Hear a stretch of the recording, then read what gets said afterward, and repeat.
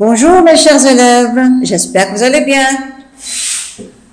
On est en contact grâce au cours à distance. Et ça fait plaisir de vous parler et de vous contacter.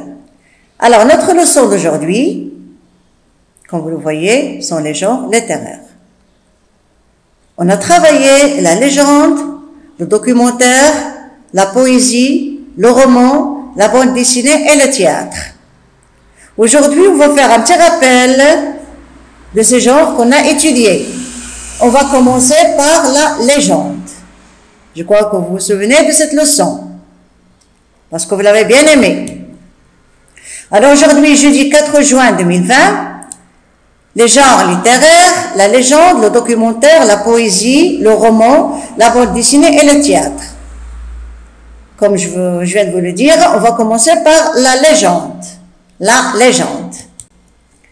Alors maintenant, quand on dit la légende, qu'est-ce qu'une légende dans un texte? C'est quoi une légende? La légende, c'est un nom féminin. On dit une légende. C'est une explication des signes, des symboles qui accompagnent une carte ou bien un plan. C'est un texte accompagnant un dessin ou bien une photographie pour lui donner son sens.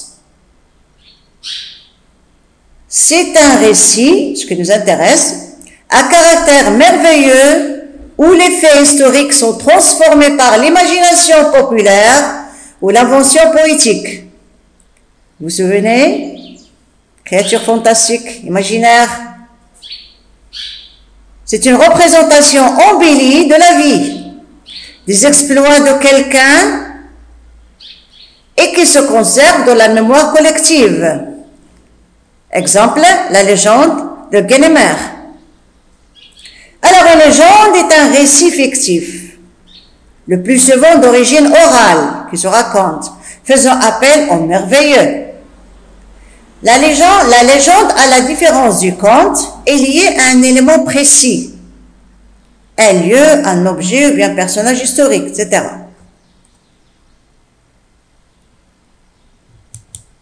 Là, vous avez une légende d'un texte, une légende d'un texte, d'accord? Là, nous avons le titre, d'abord le début du texte et la fin du texte.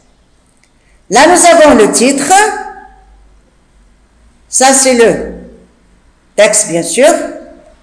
Nous avons là une illustration du texte et là une petite légende pour l'illustration. Là, c'est une légende d'un texte. D'accord? La légende nous fait comprendre les différentes parties d'un texte. Bien. Maintenant, nous, on part à notre légende à nous. On va lire un extrait d'une légende. D'accord? Vous allez comprendre que la légende, c'est quelque chose de merveilleux, d'imaginaire. D'accord? Et vous allez l'aimer, parce que déjà, vous avez aimé, je me rappelle très très bien, que vous avez aimé la légende, avec ces créatures fantastiques, et dont on a déjà fait un projet de classe. Ça rappelle ce que vous avez fait. Allez, on commence. Alors, les noces de G et d'Uranus. Un jour, la terre-mère, G, surgit du chaos. C'est quoi le chaos? C'est un espace qui n'a pas de limite, un gouffre très profond. C'est un fossé, un trou. Donc, G est surgi on peut dire de rien, d'accord? De quelque chose d'illimité. Et il met au monde le ciel étoilé Uranus. D'accord? Donc quand G, la Terre est née, elle la met au monde le ciel étoilé Uranus. Le ciel recouvre la Terre. Donc le ciel c'est Uranus. La Terre c'est G. Elle recouvre la Terre de tous côtés. Ils sont le premier couple du monde. Donc imaginez le ciel avec la Terre. Un couple qui va créer le monde. Du haut de montagne, Uranus Regarde tendrement G, il fait descendre sur elle une pluie fertile. Il donne naissance à l'herbe, aux fleurs, aux arbres, et à tous les animaux et à tous les oiseaux. D'accord? Donc, Uranos dans le ciel, G sur terre. Donc, cette terre-là, avec la pluie que lui envoie G, elle donne naissance à l'herbe, aux fleurs, aux arbres, et à tous les animaux et tous les oiseaux. Et la pluie fait couler les rivières dans leur lit et remplit d'eau tous les creux de la terre, même les plus secrets. C'est ainsi que les lacs et les mers seront créés. Le monde est prêt. Mais attention, G donne naissance aux géants, aux cyclopes et aux titans.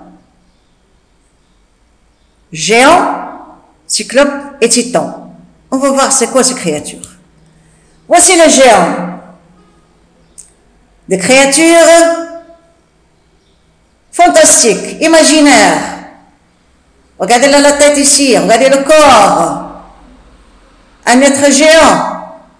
Regardez-les, regardez ce qu'il y a à la main. Donc G donne naissance à ces géants. Et quoi encore? À ces créatures fantastiques, imaginaires aussi, incroyables, les titans. Regardez-les, comment est-ce qu'ils sont. On passe maintenant aux cyclopes, regardez-les. Ce personnage a un seul œil. Donc les cyclopes forment une espèce de créature fantastique dans la mythologie grecque. Ce sont des monstres géants n'ayant qu'un œil au milieu du front. Voilà. Regardez-le comment il est. Il est laid, insupportable. D'accord? Bien. Donc on reprend que G, qui était un couple avec Uranos, a mis au monde les cyclopes, les titans et les géants, des créatures fantastiques, des créatures horribles, je peux dire. Bien. On continue maintenant. Donc on a maintenant Cronos, le croqueur d'enfants. Regarde ici cette histoire aussi. Cronos épouse sa sœur Rhea. Et ils ont beaucoup d'enfants. D'accord? Première chose à surprendre. Cronos épouse sa sœur Rhea. Ils ont beaucoup d'enfants. Cela pourrait être une belle histoire. D'accord? Avoir des enfants, une famille, c'est une belle histoire. Mais c'est une histoire terrible. Pourquoi? Car ce père modèle, qui est Cronos, a un gros défaut. Il mange tous les enfants. D'accord? À chaque fois qu'Auréa a un enfant, il le mange. Affaire cruelle, étrange. Chrono veut dire temps. Ce mot-là, on l'a vu dans la leçon. Quelle leçon? L'origine des mots. Chrono, ça veut dire temps. D'accord? Chronomètre, vous vous souvenez? Donc, chrono, ça veut dire temps. En grec. Et comment se débarrasser d'un tel nom? Car s'appeler temps, c'est un peu s'appeler toujours. Alors Chrono n'est pas son nom. Si les enfants de Chrono grandissent, lui va vieillir. C'est cela la chronologie. La chronologie, c'est enchaîner les choses dans l'ordre du temps. Chrono ne veut surtout rien enchaîner. Il veut s'appeler, pardon ici, une erreur de frappe. Il est ici un L. Il veut s'appeler toujours pour toujours. S'il est le temps, c'est lui qui décide de ce qui bouge, de ce qui change, de ce qui vieillit et se ride. Ce qui bouge, ce qui change, ce qui vieillit devient vieux et se ride. Il a des rides. C'est pour cela que Chrono dévore ses enfants, pour qu'il ne l'oblige pas à vieillir. Si ses enfants commencent à grandir, lui, il va devenir vieux. Il va mourir. Non, lui, il va être toujours là. Il va toujours rester sur terre. D'accord? Il ne va pas mourir. Donc, il mange ses enfants pour qu'ils n'obligent pas à vieillir. On n'a jamais su si chronocroquait ses enfants, s'il les avalait tout rang, ni quel goût ils avaient. On n'a jamais dit si chronocroquait ses enfants ou bien les avalait. D'accord? S'il les mâchait avec les dents, ou bien les avale comme il boit de l'eau. Ni quel goût ils ont. Est-ce qu'ils sont bons? Est-ce qu'ils sont salés? Est-ce qu'ils sont sucrés?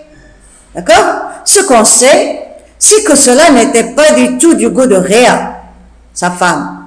Bien sûr, on ne peut pas manger ses enfants, c'est affreux. Mais Réa n'était pas contente. Elle est furieuse, Réa, hors d'elle.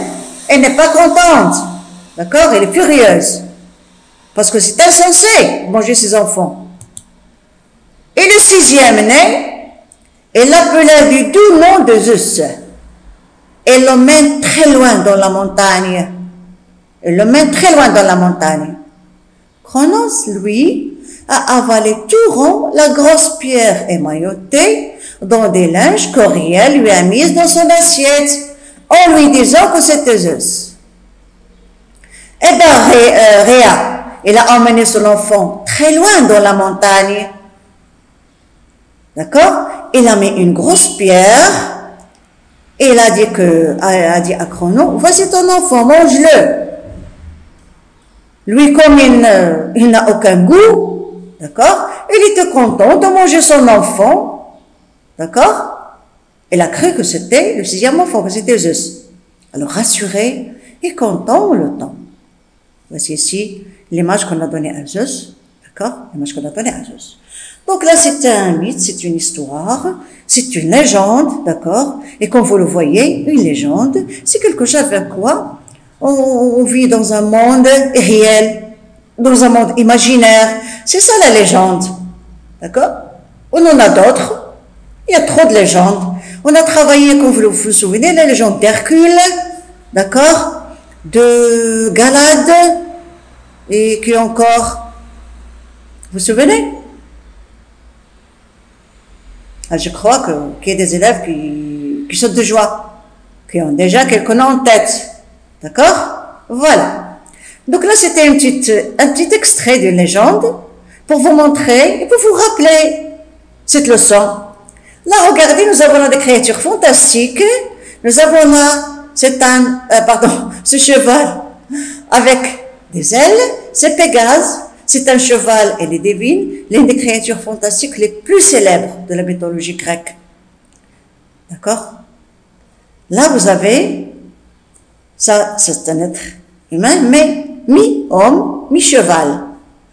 Dans la mythologie grecque, un centaure s'appelle un centaure.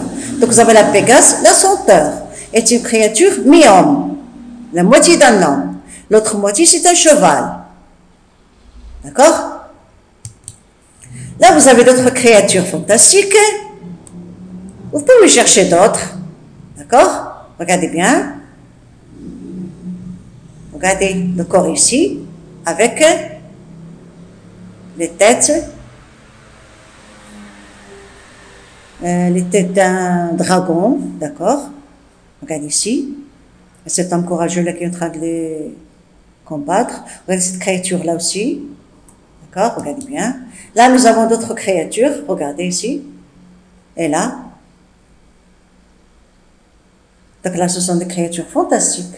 D'accord? Vous pouvez chercher d'autres. Vous pouvez chercher aussi sur Internet des légendes. D'accord? C'est très beau à voir, c'est très beau à lire.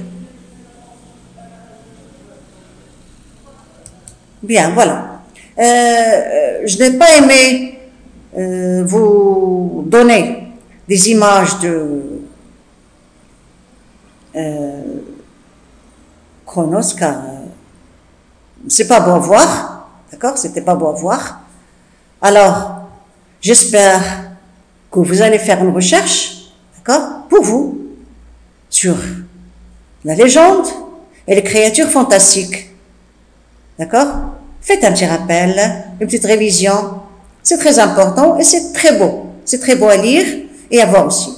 Donc, en attendant de vous voir, lisez bien, regardez bien cette leçon, d'accord? Et restez chez vous, ne sortez pas, d'accord? En attendant de vous parler et de vous rencontrer, je vous souhaite une très belle journée, au revoir et à la prochaine.